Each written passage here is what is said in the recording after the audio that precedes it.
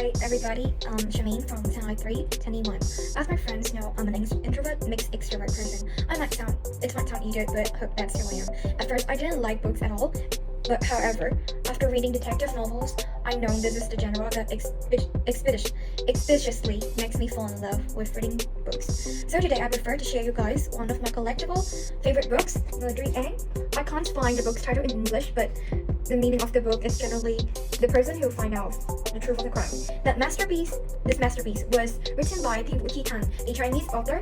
As I just mentioned, Những is a detective novel, but in my personal point of view, I think in this book have a little bit romantic, but it's just my opinion. First of all, before telling you guys the summary of the book, I have to introduce some of the book's main characters.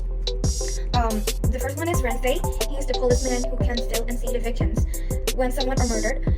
Ling Dong, a talented lawyer, but then he is known as the criminal that raping and killing a little girl. And finally is the police team. The team is the team which involve Renfei. I think this team is the connections between Ling Dong and Renfei. The story happened in China, but I don't know when is the exact time that those crimes happened because the story is not mentioned point out the time clearly, so I can't tell when those crimes happened. But I think it's just around 19th centuries to 20th centuries. The story began with our first main characters. Renfei, he is the policeman. Fei has a terrible childhood, and that's caused Fei to see and feel the victims in every crime in his living area. But the most hair-raising things, in my opinion, is that those dreams that Fei has are parallel with the true crime happening in the area. One day, Fei faces a endpoint crime case. That is the moment that connects Fei and Ling Dong, the two lives that have no intersections with the others. Ling Dong used to be a talented lawyer, but then he is known as a criminal, that raping and killing a little girl. After helping Fei with the crime, Ling Dong became closer to Fei, and one day, he asked Fei to help him to find the evidence that he sent to his teachers before going to jail, which can make him acquitted from the contemplated crime. But things are not that easy. There's incorporations behind trying to destroy the evidence that Ling Dong needed. Why is that incorporation have to do with that? And who is the head of incorporation? The summary of the story that I can tell you guys is just 1/3 of the story. So if you want to know more about it, so just check it out. Secondly, there are 3 reasons make me fall in love with the book. The most required factors is that I'm the big fan of detective novels. I found a special feelings in this kind of genre that the other books don't have. This genre has a ridiculous logical structures in how they're telling readers about the crime. It's ineffable for me to describe how much I love this book and why it is extremely essential to me. It's like have a crazy logical, it makes sense, it's approach every single evidence in the book to help readers try to predict who is the criminal. And everything in the crime is like a picture. When you put the last piece of the puzzle in, the whole story will appear in front of you. Everything is just perfect. And sending diversity emotions to readers is the second reason. Reading the book, I can feel the pain of the victims when they were facing death, the pain of the criminal by their stories, and the pain of the victim's family after losing family members. Moreover, love, forgiveness, and hilarious are helping the story have more taste.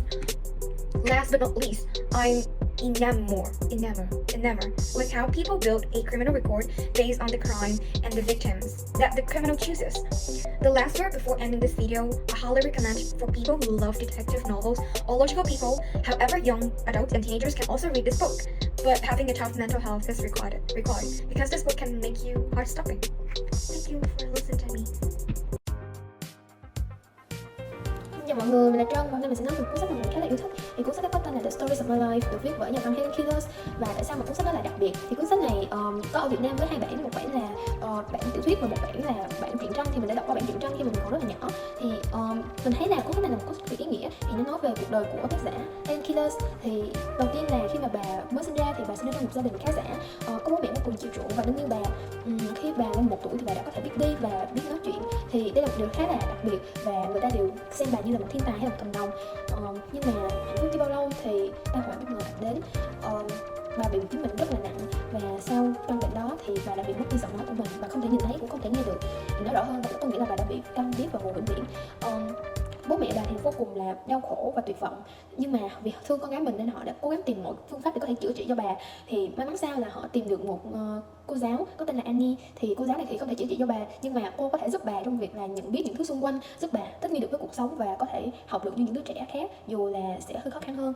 Thì cô đầu tiên là cô sẽ giúp bà tìm ra được chính con người bà và giúp bà thích nghi được với cuộc sống. Vì một đứa trẻ mà không có đôi tai, không có đôi mắt và cũng không có giọng nói thì cũng giống như là một đứa trẻ mà không cảm nhận được tất cả những cái gì trên cuộc đời này. Thì cô đã giúp bà có thể thích nghi được rất là nhanh chóng, và sau đó thì cô đã dạy bà được rất nhiều điều, giống như là dạy bà chữ nổi và cách để đọc và viết. Thì sau đó là bà vô cùng yêu thích bộ môn văn học và quyết định là đi theo con đường đó.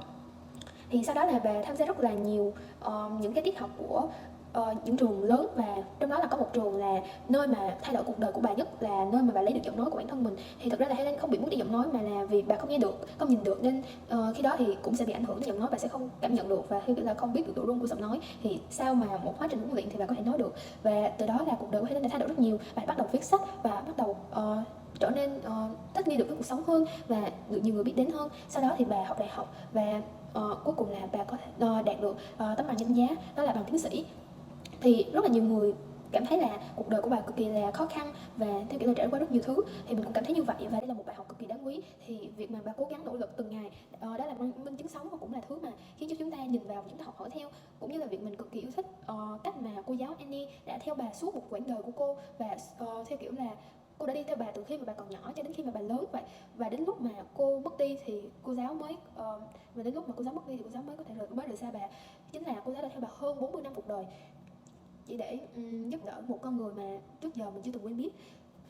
Thì mình cảm thấy là điều rất là cảm động đối với những người đọc, và cũng là một giá trị nhân văn mình có thể rút ra được, cũng như là việc mình rút ra được thêm một giá trị cho chính bản thân mình, đó chính là mình phải cố gắng nỗ lực hơn người khác. Nếu như mà người khác nỗ lực 1 thì mình phải nỗ lực 10. Nếu mình không đạt được những gì mà mình mong muốn thì mình phải tìm cách sửa sai, tìm cách khắc phục, tìm cách vươn lên trên cuộc sống, và cũng như là cuộc đời của mình là do mình tự quyết định chứ không phải là do người khác quyết định. Vì vậy đừng bao giờ đổ lỗi cho số phận hay bất cứ thứ gì, vì số phận không phải là thứ quyết định cuộc đời bạn.